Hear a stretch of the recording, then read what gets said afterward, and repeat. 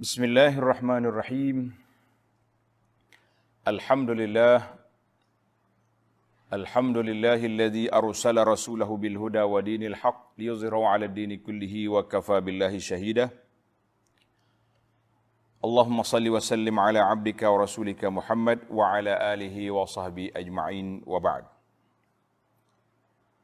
Alhamdulillah ala kulli hal. Asbahna wa asbahal mulku lillah, raditu billahi rabba wa bil islami dina wa bi Muhammadin sallallahu alaihi wasallam nabiyyan wa rasula. Muslimin dan muslimat, para jemaah, para penonton sekalian, kita teruskan pengajian kita dalam tafsir surah Abasa, surah yang ke-80, juzuk yang ke-30, dan kita tadabbur beberapa ayat insya-Allah. Kita sambung bacaan kita bermula di ayat yang kelima. A'udzu billahis samii'il 'aliim minasy syaithaanir rajiim. Amma man istaghna fa anta lahu tasadda. Ma 'alaika alla yazzakka. وَأَمَّا مَنْ جَاءَكَ يَسْعَى وَهُوَ يَخْشَى فَأَنْتَ عَنْهُ تَلَهَّى كَلَّا إِنَّهَا تَذْكِرَةٌ فَمَنْ شَاءَ ذَكَرَهُ فِي صُحُفٍ مُكَرَّمَةٍ مَرْفُوعَةٍ مُطَهَّرَةٍ بِأَيْدِي سَفَرَةٍ كِرَامٍ بَرَرَةٍ. Alhamdulillah, para penonton sekalian, dalam siri yang lepas kita dah mula perbincangan di awal surah Abasa dengan makna surah, sebab turunnya surah ini yang mengandungi pengajaran yang besar kepada kita, bahawa para pendakwah perlu berhati-hati di dalam gerak kerja dakwah dengan sifat tawaduknya, dengan sifat mengutamakan orang-orang yang benar-benar memerlukan bimbingan dan tidak abai, tidak cuai juga kepada masyarakat awam, masyarakat umum, orang besar ke orang kecil. Dan secara realitinya, orang yang melingkungi ataupun duduk mendokongi dakwah para nabi, para anbiya alaihimussalatu wassalam, adalah dari kalangan orang-orang miskin, orang-orang du'afa, fuqara dan masakin.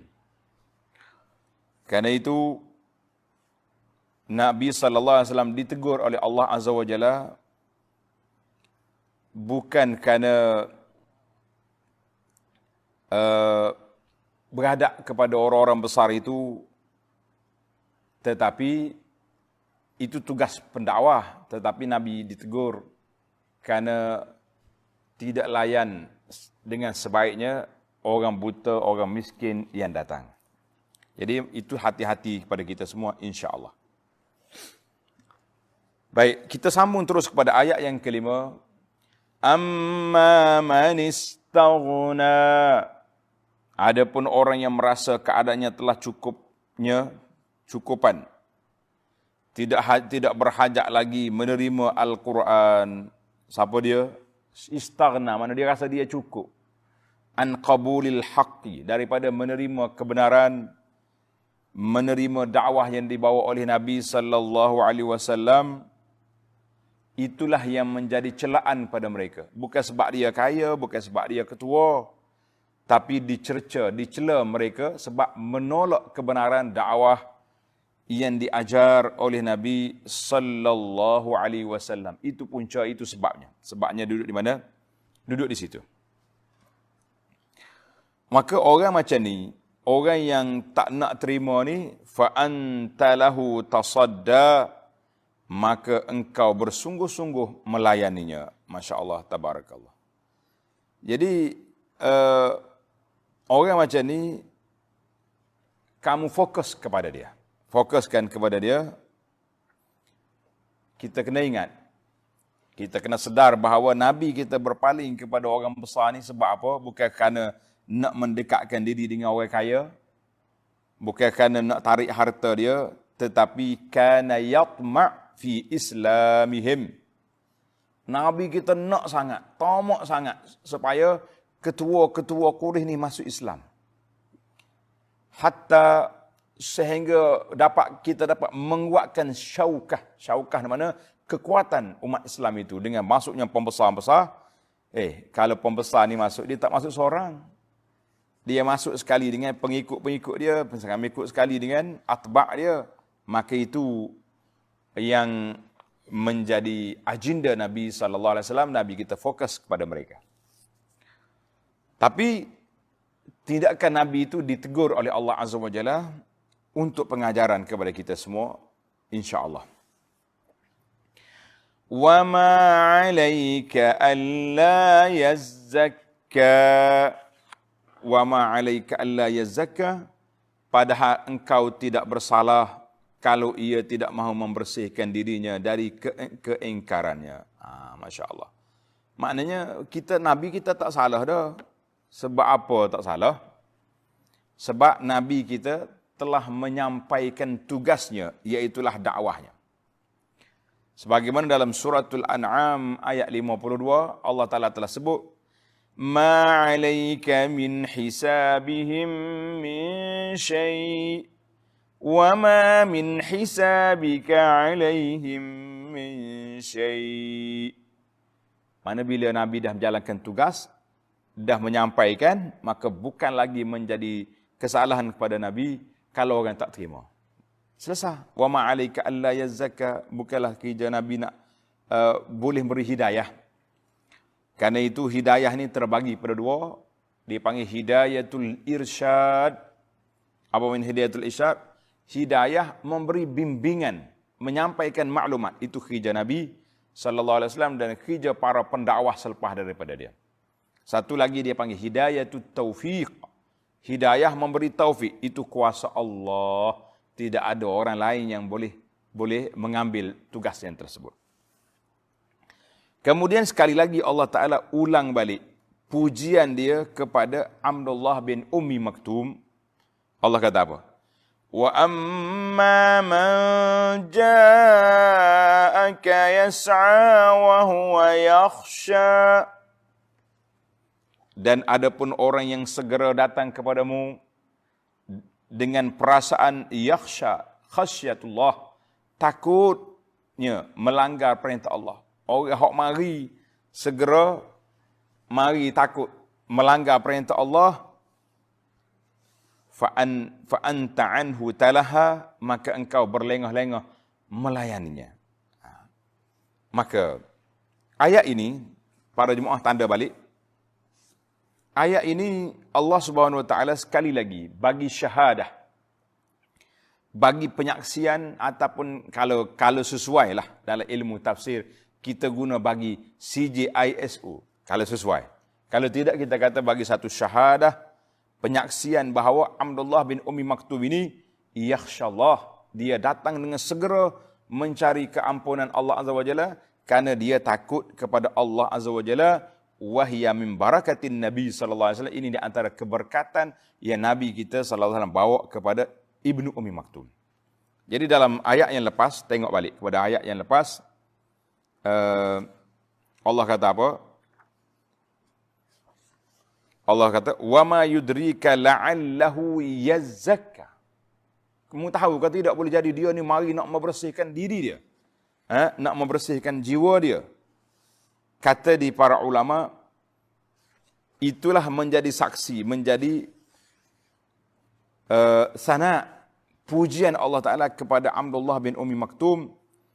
Dia ni termasuk di kalangan mutazakkinal awail, orang yang terawal membersihkan jiwa dia daripada syirik, daripada kotoran, daripada benda-benda yang tak baik. Dia di antara orang yang awal lagi bersihkan diri.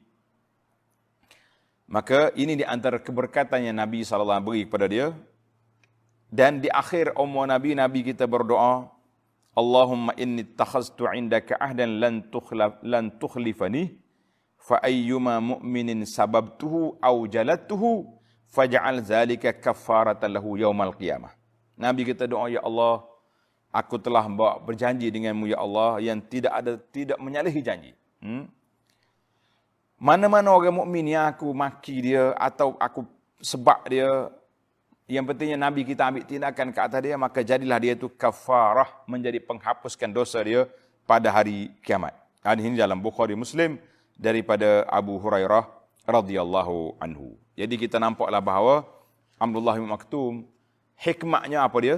Banyak sekali hikmah para jemaah sekalian yang kita nampak di dalam durus yang dapat kita buat di dalam ayat kedatangan Ibnu Ummi Maktum ini. Maka Allah tegur, orang yang datang segera kepada kamu, dia dalam keadaan takut kepada Allah, fa anta anhu talaha, maka engkau berlengah-lengah melayaninya. Jadi sebab apa berlengah? Bukan sebab kerana apa-apa, sebab Nabi kita sedang melayani, sedang mengharapkan, sedang berdakwah, sedang berbincang dengan siapa? Dengan pembesar Quraisy yang datang berjumpa dengan Nabi sallallahu alaihi wasallam. Maka Allah kata apa? Kalla innaha tazkirah. Janganlah melakukan lagi sedemikian itu. Kalla, ini teguran. Kalla ini dipanggil kalimatu zajar wa rada'. Ay la ta'ud limisli hadza. Cukuplah, jangan ulang balik peristiwa seperti ini. Peristiwa mana? Peristiwa melengah-lengahkan layanan orang yang benar-benar nak mari mendapat manfaat daripada majlismu. Sebenarnya ayat-ayat Al-Quran adalah pengajaran dan peringatan yang mencukupi. Untuk siapa? Faman syaa'a zakarah. Maka siapa yang mahukan kebaikan dirinya, dapatlah dia mengambil peringatan daripada Al-Quran. Baiklah para jemaah sekalian, sebelum kita pergi kepada Al-Quran, kita ambil beberapa pengajaran yang kita dapat daripada peristiwa yang besar ini. Haza darsun lil ulama wa du'ah. Beberapa pengajaran kepada para ulama, para pendakwah, individu, dan semua kumpulan yang kita berinteraksi dengan mereka. Tak kiralah orang tua, orang kaya, orang fakir, orang cerdik, orang bodoh, orang dhaif, orang kuat. Dalam ayat ini mengandungi beberapa pengajaran. Yang pertama sekali, da'watul iman. Dakwah kepada keimanan. Kita nak ajak orang supaya beriman. Ataupun membersihkan jiwa daripada kotoran-kotoran. Ataupun nak ajak orang supaya tunduk kepada Allah Azza wa Jalla, beribadat. Tidak boleh sekali-kali kita terikat dengan maslahah puak-puak, maslahah parti, maslahah kumpulan. La. Semua sekali mesti kita letak maslahah Islam di hadapan. Jangan duk kira hak lain-lain itu dia panggil itu sampingan yang kecil-kecil. Itu yang pertama. Kita kena letak maslahah Islam yang pertama, tak kira kumpulan. Kaya ke miskin, jangan. Asalkan dia memberi impak, keuntungan pada Islam, maka itulah kerja kita, insya-Allah. Yang kedua, pelajaran yang kedua yang sangat penting untuk kita belajar, khususnya di zaman kita ini, iaitulah qabulun naqdi wat tashih wal muraja'ah. Kita kena terima teguran, betul balik dan muhasabah, ulang kaji. Maknanya kalau kita, ialah dakwah kita ni macam-macam. Kita rasa betul, orang lain tengok tak betul. Bila orang tegur, kita jangan mudah melenting, jangan duk kata orang ni anti Islam ni, anti dakwah ni, jumud, kan? Dia panggil istilah sekarang ni macam-macam lah, istilah konservatif. Geng-geng pak lebay mana tahu media baru, contohnya.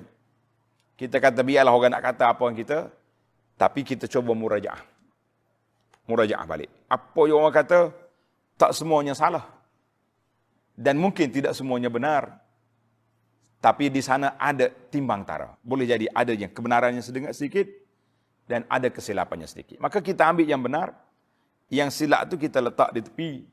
Kita jangan pasang dalam kepala kita apa yang kita ada, apa yang kita terima daripada tok syekh kita adalah betul 100%. Apa yang orang lain bawa tu salah 100%, itu kesilapan. Jadi alhamdulillah ini ayat. Yang ketiga, pelajaran kepada para penguasa bahawa Nabi sallallahu alaihi wasallam telah pemimpin umat ini telah menerima teguran daripada Allah Azza wa Jalla secara terang-terang daripada Allah yang kita boleh baca sampai hari kiamat. Dan bermakna ada perkara-perkara yang perlu kita betulkan, dan bagi seluruh manusia secara masyarakat awamnya, hendaklah kita sentiasa mengimbangi hidup kita di antara menerima teguran dan juga menolak segala kritikan. Jangan semata-mata kerana keduniaan yang kita jadi baik. Bila sebut bab-bab akhirat dalam bab akhlak, kita hilang. Sebagaimana yang berlaku pada sebahagian orang ini. Kalau kita tengok tulisan-tulisan mereka, kita kata manusia ni ada adab ke tidak, ada etika ke tidak. Dahsyat sekali. Maka itulah yang kita belajar. Kita belajar juga menerima teguran dan juga menerima ajaran daripada orang lain. Bukan semua kita ni betul dan bukan semua kita tu bersalah, insya-Allah. Sebab itulah Sayyidina Umar radhiyallahu anhu, kata-kata maksud daripada Umar, rahimallahu ra'an ahda ilaina uyubana. Semoga Allah Ta'ala beri kepada rahmat kepada orang yang boleh menyatakan kepada kami kelemahan kami. Itu Sayyidina Umar, orang berjiwa besar. Tapi kita jangan sekali-kali orang tegur. Kalau tegur boleh tengok, dia panggil dalam bahasa budak sekarang, dia panggil unfriend. Dah, cabut dah. Yang terakhir sekali yang kita kena belajar para jemaah sekalian, cara menegur. Dalam siri yang lepas, Allah Ta'ala hantar Nabi Musa dengan Harun kepada Fir'aun. Faqula lahu qawlan layyinan. Cakaplah dengan Fir'aun dengan bahasa yang lembut. Jadi kita nak tegur orang, tegur cara baik-baik. Jangan ada tulis perkataan-perkataan yang dahsyat, maki hamun, ataupun macam-macam perkataan. Kita kata tidak, itu tidak diajar oleh Islam. Boleh jadi awak betul, boleh jadi awak salah. Jadi kita letaklah kita ni dalam neraca timbangan yang seimbang, supaya kita tidak buat lebih daripada yang sepatutnya. Masya Allah, tabarakallah. Maka kita kena bersifat tawaduk di dalam menegur. Kita kata boleh jadi saya betul, boleh jadi dia yang betul, tapi pandangan saya sekian-sekian. Ni tidak ni. Segala benda hak orang buat tak betul berlaku. Hak betulnya dia. Bila kita tengok dia buat, dia pun salah juga. Itu dia panggil manusia angkuh, manusia sombong. Dia panggil at-ta'ali 'ala nas, orang yang besar diri dekat atas manusia. Ini di antara yang masalah. Baiklah para jemaah sekalian, apabila Allah Ta'ala tegur, kalla innaha tazkirah. Jangan lagi kamu buat, jangan ulang. Kerana dia itu maknanya tazkirah. Dalam ayat kita ni, kalla innaha tazkiratu. Dalam surah Al-Mudaththir, innahu tazkirah. Kata di ulama sama dia, makna saja. Wal makna wahid. Maksud dia boleh jadi surah ni, surah semua sekali. Surah Abasa ni, semuanya tazkirah belaka. Dan ada yang mengatakan Quran tu semuanya tazkirah. Innaha tazkiratun. Ini adalah peringatan bagi orang-orang yang tak mau terima dakwah, tapi dengan Quran, maka Allah Ta'ala akan beri, faman syaa'a zakarah. Maka siapa yang mahukan kebaikan dirinya, dapatlah dia mengambil peringatan daripada Al-Quran. Quran ini satu kitab, hidayah, petunjuk, bimbingan bagi orang yang nak dapat hidayah. Siapa nak hidayah? Dia ikut Al-Quran. Masya Allah, tabarakallah. Di mana Al-Quran? Fi suhufim mukarramah, marfu'atim mutahharah. Ayat-ayat itu tersimpan dalam naskah-naskah yang dimuliakan. Tersimpan kat mana? Fi suhufim mukarramah, iaitulah dimuliakan, kerana dia mari daripada Allah Azza wa Jalla. yang diturunkan oleh Jibril alaihissalam, iaitulah malaikat yang mulia ke atas nabi yang mulia pada bulan yang mulia dan pada malam yang mulia. Karena itu kata pendakwah, semua yang berkait dengan Al-Quran mulia. Kamu hai manusia nak jadi orang mulia? Nak? Marilah kita duduk bersama Al-Quran. Mari kita sentiasa muraja'ah, baca, ulang kaji, tadabbur Al-Quran. Mudah-mudahan kita juga termasuk di kalangan orang yang mulia, insya-Allah. Allah kata sini, fi suhufim mukarramah, marfu'atin mutahharah, yang tinggi darjatnya, yang lagi suci dari segala gangguan. Masya Allah, tabarakallah. Allah Ta'ala angkat darjat Quran dan Allah Ta'ala bersihkan dia. La yamassuhu illal mutahharun. Dalam ayat lain Tuhan kata tidak menyentuhnya Al-Quran itu kecuali orang-orang yang bersih. Ada yang mengatakan bersih daripada khata', daripada laghu, daripada batil, daripada segala jenis kotoran. Maka para ulama berbahas di sini, siapakah mutahharun? Ada yang mengatakan malaikat, para malaikat yang menyentuhnya. Ada juga sebagian ulama mengatakan mutahharun, maknanya kalau kita nak sentuh Quran, kita nak pegang Quran, kita kena ambil taharah, kena berwuduk dulu. Walaupun perkara ini khilaf, tapi dari sudut adat istiadatnya, alhamdulillah kita ambil wudu itu sendiri mempunyai kelebihan yang tersendiri. Maka barulah kita pegang mushaf, kita baca Al-Quran. Cuma timbul lagi soalan-soalan daripada masyarakat. Dia kata, Ustaz, kalau kita baca Quran dalam handphone, kan handphone kita ni ada Quran. Alhamdulillah, kita kata Alhamdulillah, dalam handphone saya ada Quran. Dalam handphone tuan-tuan dan puan-puan ada Quran. Betul ke tidak? Ya, mudah. Quran ada di sini. Cuma saya nak tanya sekali, berapa kali khatam dah Quran yang ada di handphone dalam tangan kita, dalam poket kita, kita bawa sana sini, adakah kita bermanfaat daripada atau tidak? Maka timbul soalan, adakah saya bila nak pegang handphone kena ambil wudu? Kita kata tidak, sebab Quran itu Quran yang ada dalam handphone kita ni bayangan saja. Tak ada pun. Kalau kita belah handphone ni, kita tak akan jumpa ayat Quran ini di dalam dia. Tak ada. Jadi kita kata itu bayang saja. Kalau tidak, benar juga kita. Nah, kita ni ada Quran dalam diri kita. Kita dah hafal Al-Fatihah, kita hafal beberapa surah. Adakah kita sendiri kena ambil wuduk nak sentuh kita? Itu wallahu alam, itu di antara perbincangan. Jadi alhamdulillah, yang pentingnya Quran ada di tangan kita, baca jangan tak baca. Bi aidi safarah, terpelihara di tangan malaikat-malaikat yang menyalinnya dari Lauhil Mahfuz. Yakni safarah, iaitu yang dibawa dengan tangan para safarah. Siapa dia safarah ini? Iaitulah malaikat. Sebagaimana yang telah disebut oleh kebanyakan ulama dan telah dinukilkan tafsirnya daripada Ibnu Abbas radhiyallahu anhu, dia kata humul malaikah. Mereka itu siapa? Malaikat. Ada yang mengatakan ini safarah ini ashabi Muhammad, sahabat-sahabat Nabi. Yang pentingnya masyhurnya siapa? Malaikat. Dalam sebuah hadis Nabi sallallahu alaihi wasallam, dengar ni. Hadis ni menjadi motivasi kepada kita yang baca Quran sukar. Nak habis satu juzuk, mungkin setengah jam atau 1 jam. Hadis yang diriwayat oleh Sayyidah Aisyah radhiyallahu anha, kata Nabi sallallahu alaihi wasallam, al-mahiru bil Quran ma'as safaratil kiramil bararah. Orang yang mahir baca Quran, hafalan dia mutqin, bacaannya betul. Orang ini bersama dengan as-safarah al-kiramil bararah, iaitulah malaikat yang mulia, malaikat yang baik-baik. Nah ni, dia kata apa ni? Bi aidi safaratin kiramim bararah. Malaikat-malaikat yang mulia lagi yang berbakti. Walladhi, tengok sambung hadis. Walladhi yaqra'ul Quran wa yuta'ti' bi. Masya-Allah tabaraka. Wa huwa 'alaihi syaqqun lahu ajran. Siapa yang baca Quran dia yuta'ti', apa dia yuta'ti'?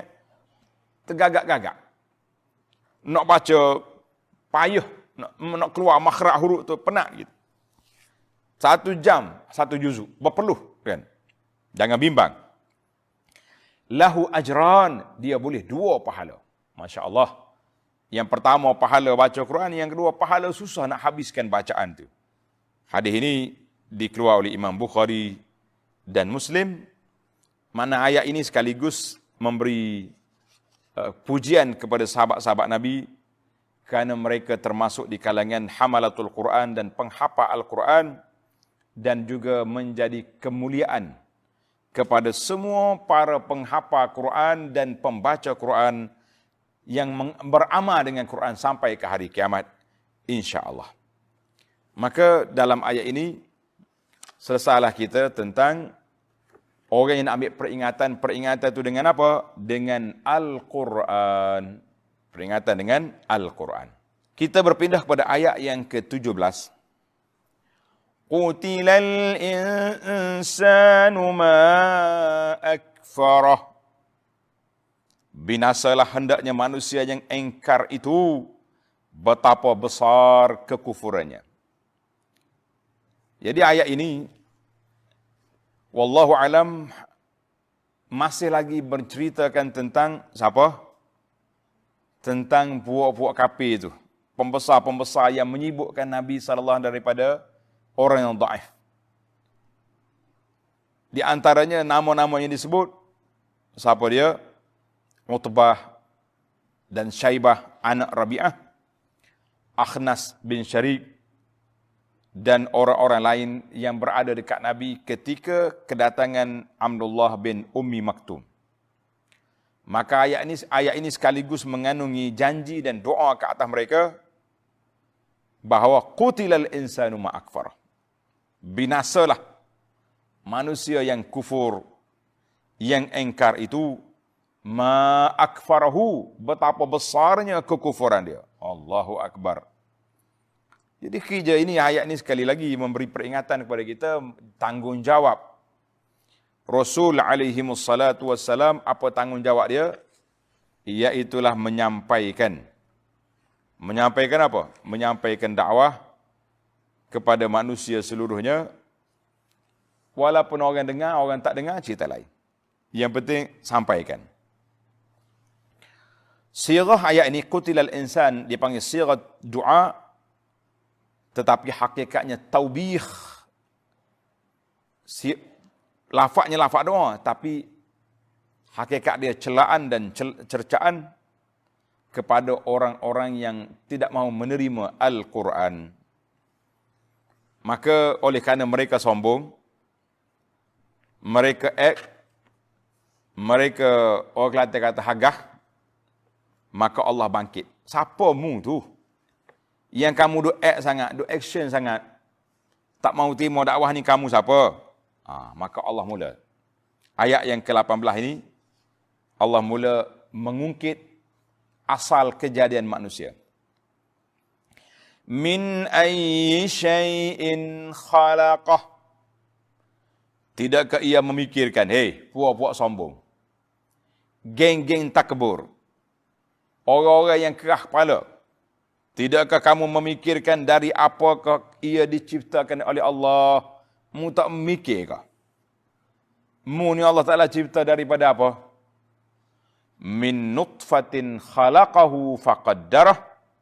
Dari air mani yang diciptakannya, serta dilengkapkan keadaannya dengan persediaan untuk bertanggungjawab. Ya Allah kata, aku dah bagi dah mu ni. Kan? Ulama tafsir kata ayat ini tadarruj fil mujadalah wa iqamatil hujjah. Ayat ini secara peringkat nak bermujadalah, nak berdebat dan menegakkan hujah ke atas puak-puak kafir yang kerah kepala. Hei, puak-puak kafir, puak-puak pembesar tak mahu terima kebenaran.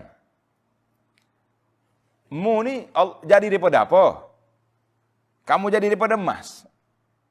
Dari perak? Ke daripada apa? Itu dia panggil. Min ayyi syai'in khalaqah. Mu ni dia jadi daripada apa? Maka Allah tanya tu untuk dia jawab. Dia nak jawab balik.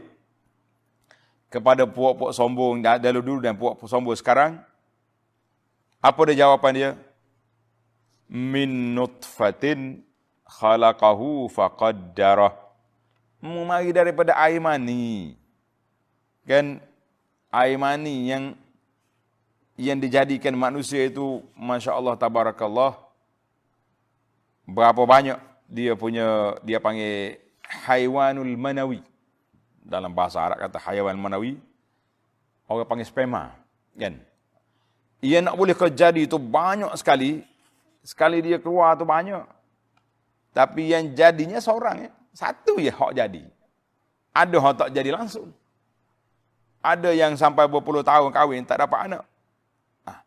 Yang pentingnya kuasa Allah Azza wa Jalla itu mengatasi segala-galanya.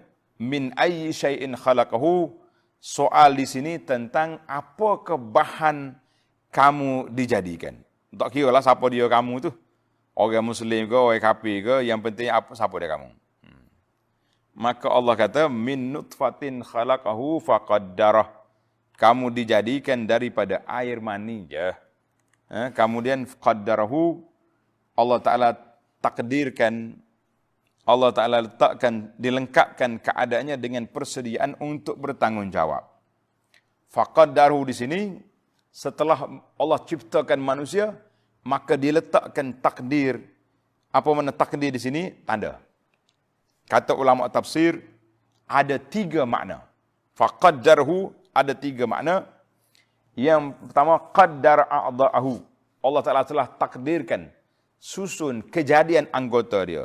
Dia ada dua mata, ada 1 lidah, 2 bibir, ada 2 telinga. Manakala tak ada hal ni, orang panggil cacat. Orang panggil cacat. 1. Yang kedua, qaddarhu dengan mana qaddaral atwar.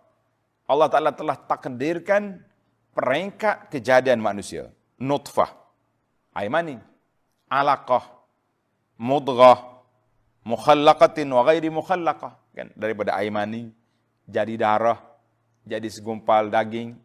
Kemudian sama ada jadi orang ataupun tak jadi gugur. Kemudian mari tulang, dia membesar. Semua, kemudian jadilah dia manusia. Jadi manusia yang lengkap. Fatabarakallahu ahsanul khaliqin. Itu makna khalaqahu faqaddar. Khalaqahu faqaddar. Allah ciptakan, Allah takdirkan kejadian dia. Yang ketiga, qaddarhu fi'tidali qamatihi. Allah Ta'ala telah takdirkan tentang keseimbangan kejadian dia itu. Dan keselamatan anggota-anggota dia. Ada orang yang macam ni bentuk dia, ada orang macam ni. Allah Ta'ala bezakan manusia daripada hayawan. Kita berjalan atas kaki, hayawan kaki 4 merangkak, kan? Itu dia panggil qaddarahu faqaddarah. Mana Tuhan telah takdirkan segala perkara itu. Kata di para ulama tafsir, 3 ni kulluha sahihah. Semua tu betul belaka dari peringkat kejadian manusia. Masya Allah, tabarakallah. Baik, kemudian kita pergi kepada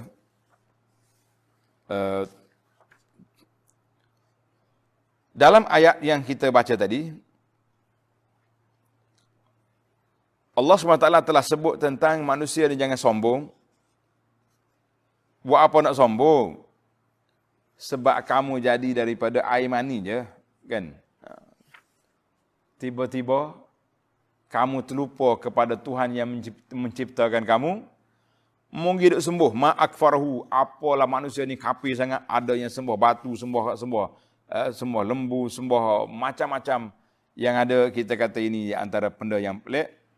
Faya ajaban kaifa yu'sal ilahu am kaifa yajhaduhul jahidu. Pelik dia kata. Macam manalah manusia ni derhaka kepada Allah Ta'ala ataupun mengingkari oleh orang yang ingkar wujudnya Allah. Wa fi kulli syai'in lahu ayah tadullu ala annahu wahid. Semua benda kalau kita tengok atas dunia ni, nampak dia tu menjadi tanda-tanda kekuasaan Allah Azza wa Jalla yang menunjukkan dia tu esa. Masya Allah, tabarakallah. Allahu Akbar. Itulah yang disebut dalam ayat yang kita baca ini. Alhamdulillah. Kemudian Allah kata apa? Setelah aku ciptakan kamu dengan susunan yang begitu cantik, begitu lawa, Allah kata apa? Tsumma sabila yassarah. Ayat 20. Kemudian jalan baik dan jahat dimudahkan Allah kepadanya, menimbang dan mengambil mana satu yang dia pilih. Jadi Allah Ta'ala beri pada kamu dua jalan. Summa sabila yassarah. As-sabi di sini ada dua makna. Tanda, menarik ni. Kita kadang-kadang kita nampak satu je. Dan dalam ayat 20, as-sabil lahu ma'ani. Ada beberapa makna. Tanda para jemaah sekalian. Yang pertama, kan kita duk bincang ayat 19 tentang kejadian manusia. Khalaqahu faqaddarahu, kan? Kemudian Allah kata summa sabila yassarah, kemudian jalan dipermudahkan yang pada dia. Maka ada ulama kata makhraj al-janin min rahimil Jalan dipermudahkan itu jalan nak keluar janin daripada rahim mak dia. Ini diriwayat daripada Sayyidina Abdullah bin Abbas dan lain-lain. Masya Allah. Maknanya Allah Ta'ala letak janin dalam perut mak dia 9 bulan. Kebiasaannya begitu. Kemudian dibukanya lorong. 1 santi, 2, akhir sekali keluar janin dengan cara yang baik. Masya Allah, tabarakallah. Kalau payah nak keluar, zaman begitu, zaman moden ini, dia bukanya tingkap. Buka pintu jendela, keluar ikut tu. Boleh je. Macam-macam. Yang pentingnya. Saya jumpa seorang doktor, apabila orang bagi tahu, isteri saya ni kena buka tingkap dah ni. Kan? Dia kata, kenapa nak buka tingkap? Allah Ta'ala buat pintu kita ikhtiar dulu. Masya Allah, tabarakallah. Jadi ada kepakaran-kepakaran, Allah Ta'ala permudahkan urusan nak keluar. Maka dia kata, sabi itu yang pertama, tempat keluarnya janin. Ini makna yang baik. Kemudian yang kedua, yassara tariqal khair wasyarr. Boleh juga tafsir yang kedua. Summa sabila yassarah, Allah Ta'ala permudahkan jalannya. Jalan baik ada, jalan jahat ada. Mu pilih. Sebagian dalam surah Al-Insan yang kita baca pada pagi Jumaat, inna hadainahu sabil imma syakiran wa imma kafura. Kami dah tunjuk jalan pada kamu. Imma syakiran, mengambil jalan iman, atau kafur, ataupun ambil jalan kufur wal-iyazubillah. Yang ketiga, yassara lahu ma'rifatul manafi' wal madar. Allah Ta'ala permudahkan kepada manusia nak tahu mana yang bermanfaat, mana yang mudarat. Tapi manusia ni kalau otak dia tak betul, dia tak tahu. Nah, orang duk sibuk-sibuk dengan kawi, ada pula makhluk duk sibuk dengan nak biduk balik dia punya proses arak. Kita kata Masya Allah, tabarakallah. Kerana itulah seorang sahabat nama dia An-Nu'man bin Bashir radhiyallahu ta'ala anhu mengatakan betapa manusia binasa, al-halakatu wal-halakah. Kullal halakah. Satu kebinasaan yang meruntuhkan siapa yang melakukan maksiat di saat berlakunya bencana. Allah Ta'ala bagi uji bala ni supaya kamu sedar, kamu nak pergi buat maksiat. Nak pergi duduk lagi kilang arak masa ni. Benda lain kita tutup, masjid kita tutup, kilang arak nak buka, kita kata la. Ini manusia yang tak jumpa jalan. Tak jumpa jalan. Baik. Tiga-tiga tu menarik. Sama ada jalan keluar janin, ataupun jalan kebajikan dan keburukan yang kita boleh kenal, ataupun jalan hidayah dan petunjuk, ataupun kesesatan, dalal, itu yang panggil summas sabila yassarah. Kemudian ayat 21, habis dah cerita mu atas dunia dah. Mu jadi manusia molek-molek, mu setelah beriman, na'udzubillah, mu jadi kafir. Kemudian ingat, mana tempat pergi kamu? Summa amatahu fa'aqbarah. Kemudian dimatikannya, lalu diperintahkan supaya ia dikuburkan. Masya Allah. Summa amatahu, dia berpindah daripada alam biak dunia kepada alam barzakh. Itu dipanggil alam kubur, alam mati. Allah kata sini, fa'aqbarahu. Maka Allah Ta'ala, apa dia kata ni? Masukkan dia dalam kubur. Tuhan tak kata faqabarahu. Mana kalau dia masuk kubur, tak boleh. Sebab dia sudah mati. Ingat ada cerita nakal yang budak pergi kursus salat mandi jenazah. Budak ni ikut kursus mandi jenazah. Ustaz dia cerita lah, orang mati kena mandi gini-gini sesar semua. Ada soalan? Ada. Dia bertanya soalan. Ustaz kata nak tanya apa? Dia tanya ustaz, kenapa orang mati kita kena mandikan? Ustaz buka pula dia punya nota. Baca hadis, baca pandangan ulama. Puas syarah budak ni kata ustaz, kenapa buka kitab? Saya tanya sepatah je, kenapa orang mati kita kena mandikan dia? Ustaz kata, aku syarah kata tadi. Dia kata, ustaz, sebabnya orang mati tak boleh mandi sendiri. Pula ustaz ni kata, budak ni main-main kelentong sungguh lah, main aku. Dah lah penak kita syarah, dia main tanya soalan main-main pula. Kan? Jadi di ayat Quran itu kata, summa amatahu fa aqbarah. Allah Ta'ala matikan dia, maka kita kena masukkan dia dalam kubur. Dia tak lagi sendiri ke dalam kubur. Masya Allah, tabarakallah. Jadi Allah Ta'ala dah ajar kepada manusia ni cara-cara nak kubur orang. Bermula daripada kisah Ibnai Adam yang berlaku dalam surah, sebagaimana dalam surah Al-Ma'idah ayat 31. Kan dua orang anak Adam, seorang kena bunuh. فَبَعَثَ اللَّهُ غُرَابًا يَبْحَثُ فِي الْأَرْضِ لِيُرِيَهُ كَيْفَ يُوَارِي سَوْءَةَ أَخِيهِ. Allah Ta'ala hantar mari gurab, burung gurab, burung gagak, duduk korek tanah. Dia nak tunjuk bagaimana cara nak kebumikan. Maka disitulah menjadi asal kepada manusia, bahawa manusia itu dikuburkan. Walaupun ada orang tak masuk dalam kubur, contohnya mayat dia dibakar, kemudian abunya dihanyut ke sungai sebagaimana sebahagian daripada penganut agama tertentu. Ataupun ada juga zaman jahiliyah dulu, dia tinggal supaya dimakan oleh hayawan-hayawan buas. Jadi kalau orang mati dalam peperangan, mayat dia tak boleh ditanam. Biar gitu, biar binatang buah mari. Masya Allah. Sebagaimana kata di Syamfara, la takburuni inna dafni muharram alaikum walakin abshiri umma Amir. Dia kata, mu jangan tanya aku dalam kubur. Kalau aku mati dalam peperangan, jangan tanya aku dalam kubur. Siapa dia tanya, dosa, muharram. Tapi berilah kabar gembira kepada Ummu Amir. Siapa dia Ummu Amir? Nama dia Dhab'ah. Binatang hok masa jenis makan bangkai ni. Maka dia kata itu di antara buat Firaun pula, kalau orang mati, dia tanah atas pocok bangunan besar, macam-macam perangai orang. Ada hak tanah. Jadi kita orang Islam ni daripada dulu lagi, alhamdulillah, kita tanam dalam kubur dengan cara yang telah diajar oleh Allah Azza wa Jalla. Kemudian summa idza syaa'a ansyarah. Kemudian apabila Allah kehendaki, dibangkitkannya hidup semula. Tak habislah kita. Mana step tahap perjalanan kita ni, begitulah keadaannya. Kalla lamma yaqdi ma amarah. Janganlah hendaknya ia kufur engkar lagi. Sebenarnya ia belum menunaikan apa yang diperintahkan kepadanya. Jadi manusia yang tak beriman, maka orang tu telah diengkari. Sebab apa? Sebab mereka telah mengengkari perintah Allah Azza wa Jalla. Jadi muslimin dan muslimat, para jemaah sekalian, insya-Allah kita break setakat ayat 22, kita akan sambung perbincangan kita pada ayat 23. Insya-Allah kalau sempat kita habiskan perbincangan kita dalam siri yang akan datang, insya-Allah. Subhanakallahumma wa bihamdika asyhadu an la ilaha illa anta astaghfiruka wa atubu ilaik.